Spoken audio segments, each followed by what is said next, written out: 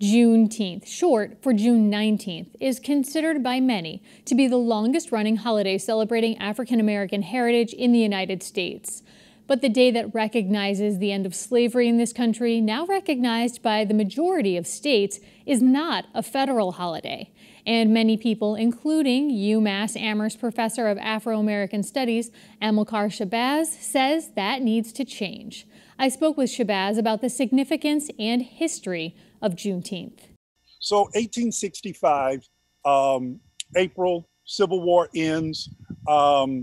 And of course, in all of the different states where the Union Army is militarily occupied and the effect of the Appomattox Treaty begins to register that slavery is over, that the war is over, and therefore slavery is over.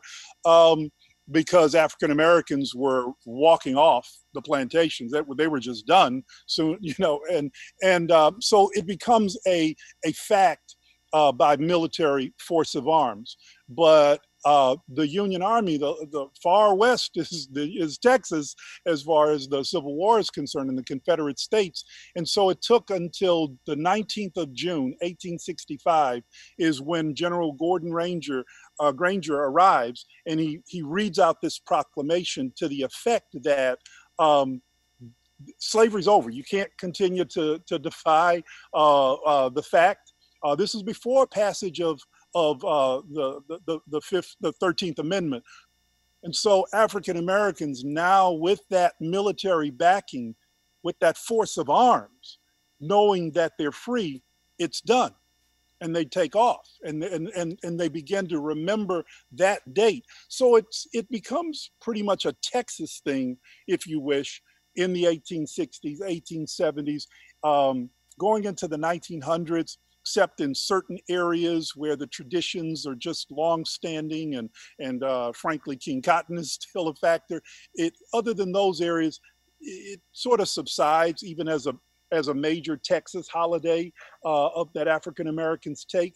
But going into the 60s, going into the 1970s, with the nationally what we refer to as the Black Power movement, the Black Arts movement, say it loud, I'm Black and I'm proud. Well, Blacks in Texas began to recover that day and revitalize their celebrations of that day. And it starts becoming more pervasive all over the state. But going into the 90s, we start seeing this migration of Juneteenth as the day for reflecting on and commemorating African-American emancipation, African-American freedom in this country, starts to migrate out to states. And then particularly when George Bush, President George W. Bush, who had been a former Texas governor and had done a lot to acknowledge it in Texas, he gets to the White House, there was talk maybe he would work toward making it a national holiday. Well, he didn't do that, but he gave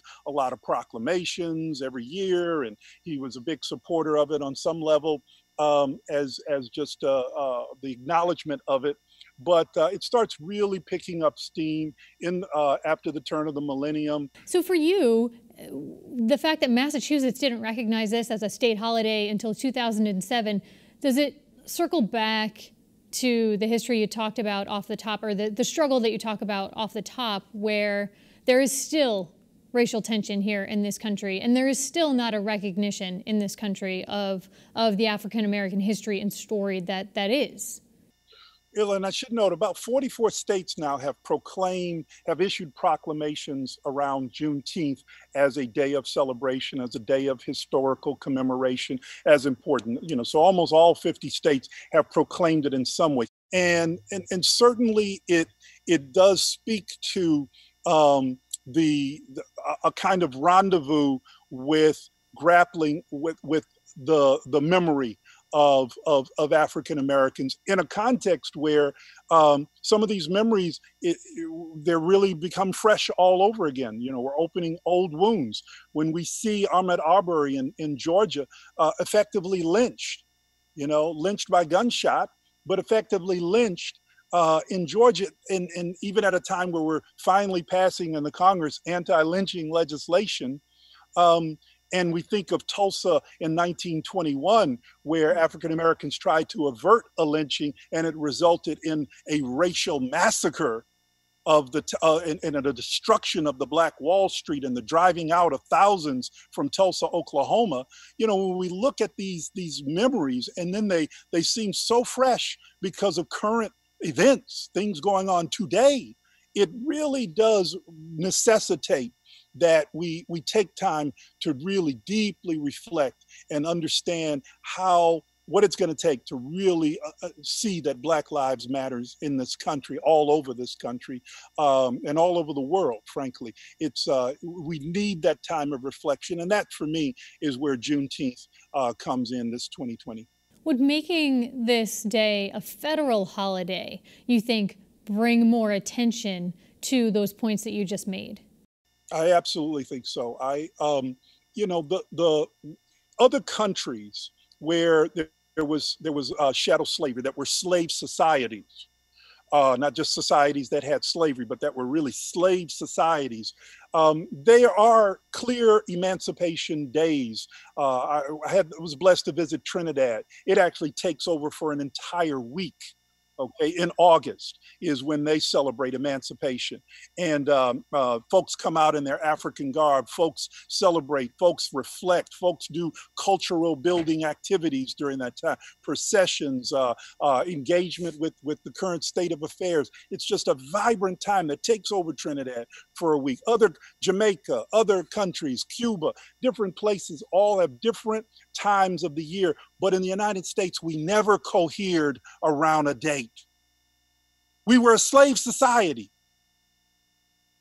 but we never cohered around a date that we would mark the end of that slave society. And then some will debate and say, well, why not January 1, 1863, or why not, you know, when the 13th Amendment was ratified, or why not when 15th Amendment was ratified, or why not when, well, why not? In Texas, they took a day. And now we've started rippling that day out throughout the country, throughout the world. Let's lock in now and make it a federal holiday. Let's lock in on the ending of the United States of America as a slave society, that we take a day to reflect, to build, to celebrate, to unite around that clear-cut day. Let's take it and do it. And I nominate June 19th. And this year in Amherst, you will be marking June 19th, but it's a virtual celebration, a little bit different than you've done over the past years. Talk a little bit about it. Tell us how you're going to mark the day. That really we wanted to do something very important to connect the memory work we need, that we need to repair, we need to rebuild, that Juneteenth is about. And we decided to take a very important book that has come out by William Darity and Kirsten Mullen, that is entitled From Here to Equality. This important work that really reframes the whole discussion of U.S. history around the problem of slavery and around the fight for reparations, to address that arc, that acknowledgement of the impact, the wrongful taking, the impact of anti-Blackness in segregation, in slavery, but also then to redress. And then finally, to bring kind of a closure to the ramifications of the anti-Blackness inherent in being a slave society, and the legacy of that anti-Blackness. That arc, that acknowledgement, that redress, that closure is what they address in the book, and it's just a great read. So we'll have a wonderful discussion on that I hope will inspire folks to go out and get copies of the book, read it themselves, form discussion groups, and really see how we can come together as a nation, not only around Juneteenth as a national holiday, but also around reparations. There's the House Resolution, HR 40 in the Congress, in the House of Representatives, and there's a Senate bill as well introduced by Cory Booker. So we just want to keep pushing, and I hope folks will really tune in for the webinar in Amherst Media.